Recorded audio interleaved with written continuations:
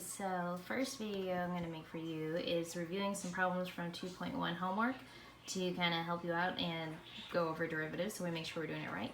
So in 2.1, number 5 says f of x equals 3 minus 5x, and you're supposed to find the slope at the point -1, 8. So what you do for these problems is you have to find the derivative first, and then you're going to plug in the point so that you can figure out what the slope is at that specific point. So let's do the derivative.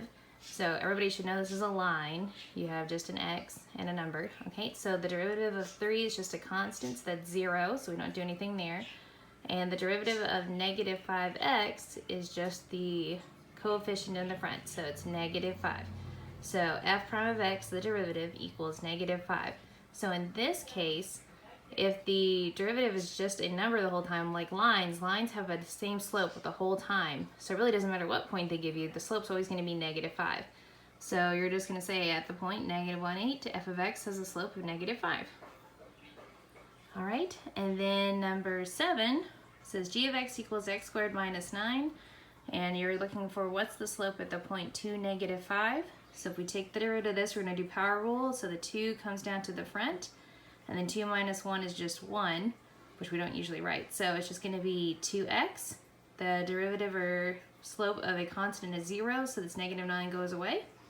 So now that you have an equation for the derivative, what you do to find the slope at a point, you just substitute the point into the equation.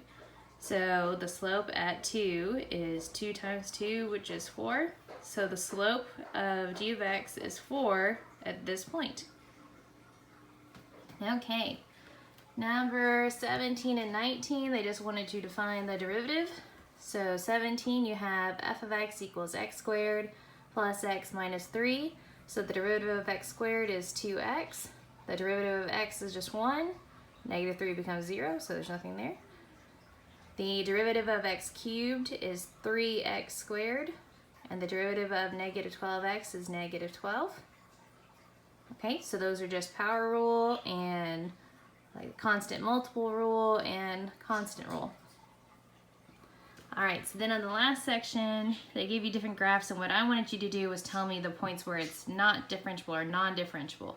So if you look at this graph for 75, they have an asymptote here at 3. So it's non-differentiable at x equals 3 due to a vertical asymptote. You can't find the slope for something that doesn't exist. And then some of them have like coming down to like a point, like a very fine point, that's called a cusp. So you would just say that there's no derivative at that point because of a cusp. All right, so that's how you do the problems for 2.1.